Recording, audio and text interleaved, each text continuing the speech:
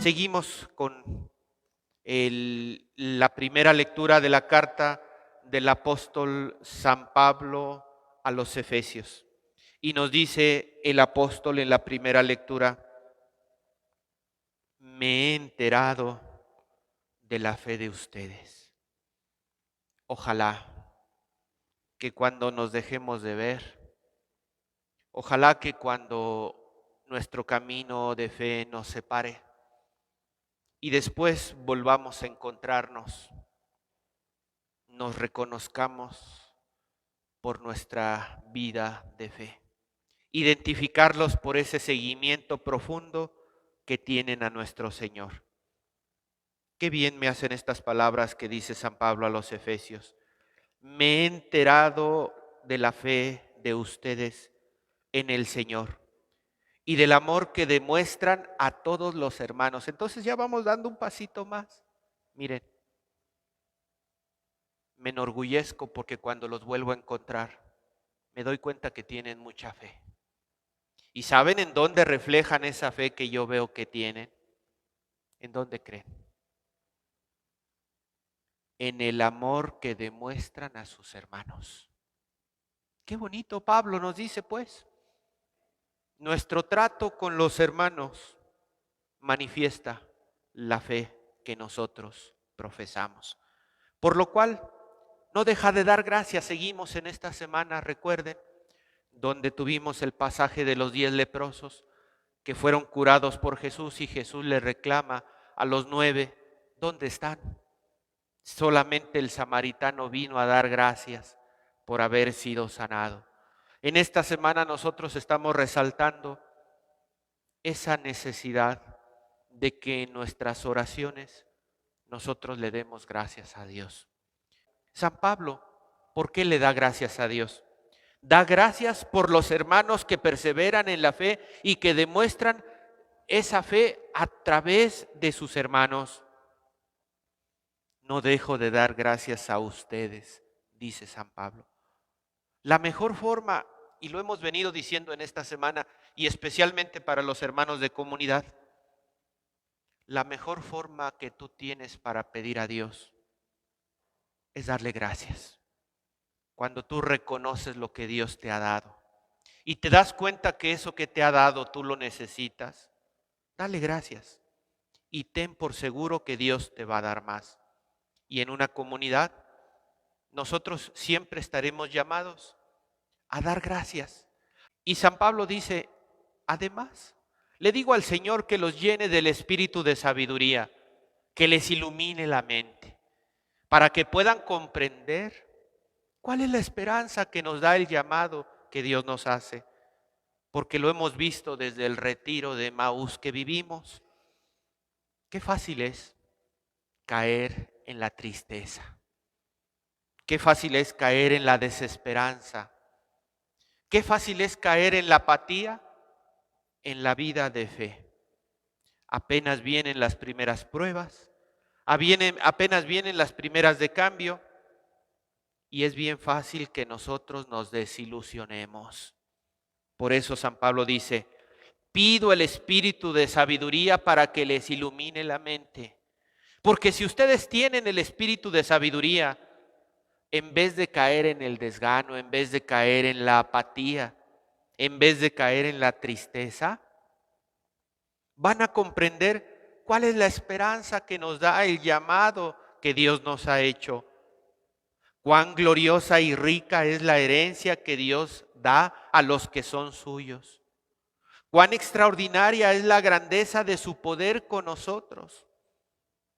Nos da la esperanza, nos da la oportunidad de contemplar su gloria, nos da la fuerza de su poder para asistirnos en nuestras necesidades. Y todavía tú te dejas tentar por el enemigo para que te llene de desaliento.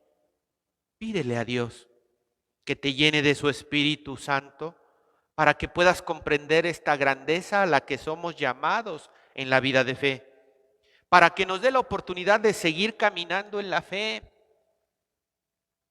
¿Qué cosa es caminar en la fe?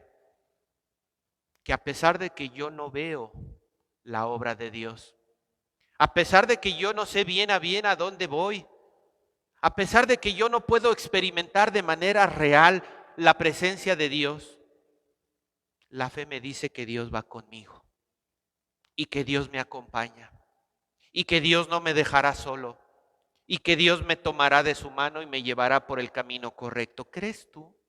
¿Tienes tu fe? Decíamos, si tuviéramos fe como un granito de mostaza, dejaríamos que Dios nos la incrementara como un robusto árbol. Caminemos en la fe, sobre todo hermanos que se consagran. No sabemos bien a bien por dónde es el camino. No sabemos bien a bien cuál es el destino. Lo que sí sabemos es que caminamos con Jesús. Y si caminamos con Jesús, Él no nos dejará de asistir. Él no nos pide que seamos expertos. Él nos pide que seamos fieles. Seamos fieles y Dios nos bendecirá. Seamos fieles y descubriremos a Dios en el camino, porque es en el camino donde se realizó el prodigio de las bodas de Caná. Es en el camino donde se realizó el prodigio de la obra de la visitación. Es el camino donde se realizó el prodigio de Moisés. Y así podemos ver en la Biblia que Dios le dice al hombre, camina.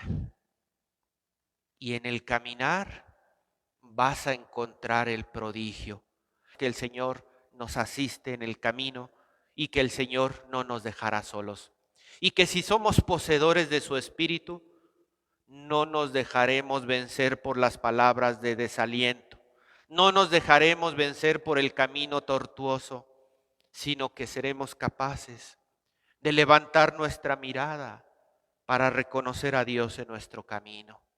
No dejemos, pues, de reconocer que Dios nos llama, que Dios no nos deja solos, que Dios nos sostiene en esta travesía. Podemos concluir esta primera lectura diciendo, somos hijos de Dios en el Espíritu. Verdaderamente el Espíritu de Dios viene con nosotros. Entonces, no nos dejemos menguar por las adversidades.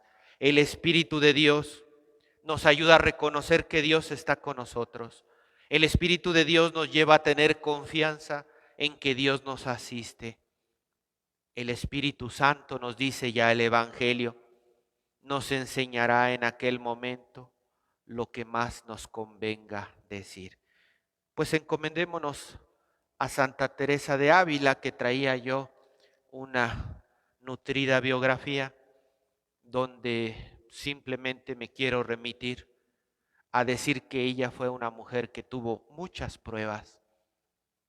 Perdió a su madre a los 13 años, se metió al convento y siempre fue perseguida por la enfermedad. Y a pesar de tantas pruebas que ella tuvo, no dejó de confiar en Dios y en abrirse a la vida del Espíritu.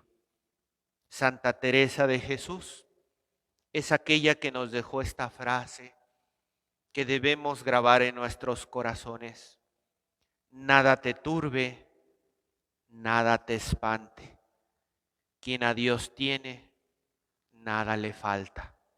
Teresa de Jesús nos enseñó que no acabamos de seguir creciendo en nuestro camino de fe.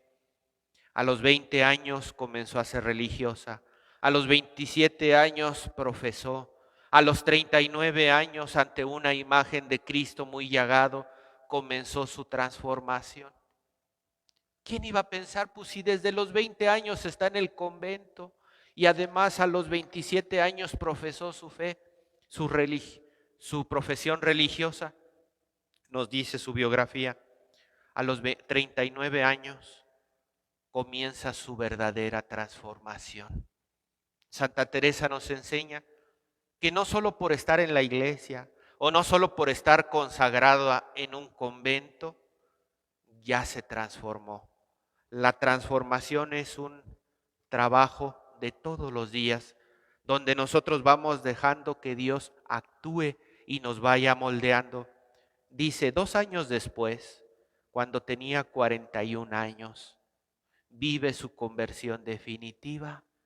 Y se imagina, yo nada más se los pongo sobre la mesa, todo lo que tuvo que trabajar y todo lo que tuvo que rezar Santa Teresa desde los 20 años hasta los 41 años.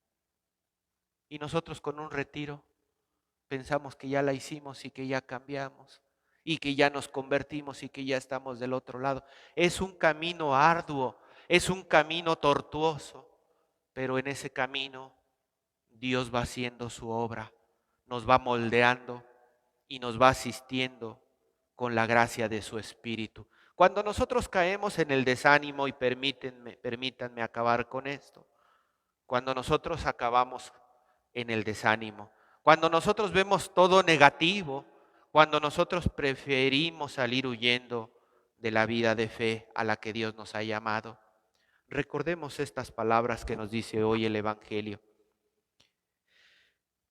que todos los pecados se nos perdonarán. A todo aquel que diga una palabra contra el Hijo del Hombre se le perdonará, pero aquel que blasfeme contra el Espíritu Santo no se le perdonará. ¿Y saben cuándo blasfemamos contra el Espíritu Santo? Cuando caemos en la desilusión y no le damos oportunidad al Espíritu Santo para que nos asista y nos muestre la esperanza a la que nosotros hemos sido llamados.